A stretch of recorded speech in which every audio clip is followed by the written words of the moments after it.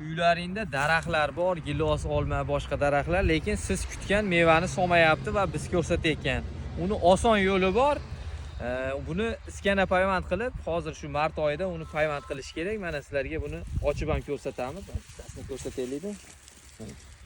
Loylab iskana payvand qilib, gilosda bu sortimiz o'zimizni nimaga tushmadi, yaxshi solmayotdi bu giloslarimiz. Biz ham ulab oryapmiz.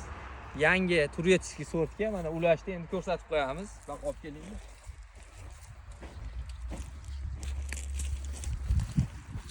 Mana payvand qilishdi. Ko'rsatib qo'ying. Juda ham oson. Buni qirqiysiz. Qirqganingizdan keyin mana atvertkada ochyapti hamda kaltagini solyapti.